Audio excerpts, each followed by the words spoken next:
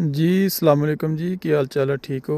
ਇਹ ਦੇਖ ਲਓ ਟਰੈਕਟਰ ਹੈਗਾ, ਠੀਕ ਹੈ। ਪਿੱਛੇ ਹੱਲਾਂ ਹੈਗੀਆਂ, ਅੱਗੇ ਇਹਨਾਂ ਨੇ ਜਿਹੜਾ ਲਾਇਆ ਦਾ ਨਾ, ਇਹ ਦੇਖਦੇ ਵੀ ਤੁਸੀਂ, ਇਹ ਗੱਠਾਂ ਚੁੱਕਣ ਵਾਲਾ ਹੈਗਾ। ਉਹ ਗੱਠਾਂ ਚੁੱਕ ਚੁੱਕ ਕੇ ਨਾ ਪੱਠਿਆਂ ਵਾਲੀਆਂ ਉਹ ਰੱਖੀਆਂ ਹੈਗੀਆਂ ਉਹਨਾਂ ਨੇ ਉੱਥੇ। ਇਹ ਦੇਖ ਲਓ, ਅਕਸਰ ਇਹਨਾਂ ਨੇ ਪੈਲੀਆਂ 'ਚ ਜਿਹੜਾ ਗੱਠਾਂ ਰੱਖ ਛੱਡਦੇ ਆ, ਉਤੋਂ ਪੈਕ ਕਰਕੇ ਲਿਫਾਫੇ ਨਾਲ, ਛਾਪਰਾਂ ਨਾਲ।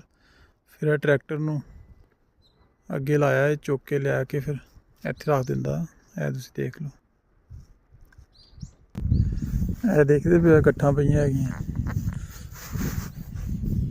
ਬਾਕੀ ਇਰਦ ਗਿਰਦ ਤੁਸੀਂ ਦੇਖ ਲਓ, ਰੋਡ ਚੈੱਕ ਕਰ ਲਓ, ਪੱਕੇ ਜਾ ਰਹੇ। ਪੈਲੀਆਂ ਹੈਗੀਆਂ, ਪਿੰਡ ਹੈਗਾ, ਲੇਕਿਨ ਕੀ ਹੈ, ਘਰ ਇਹ ਲਾਗੇ ਬਣੇ ਆ।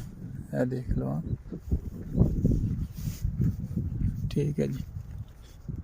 ਇਹ ਦੇਖੋ,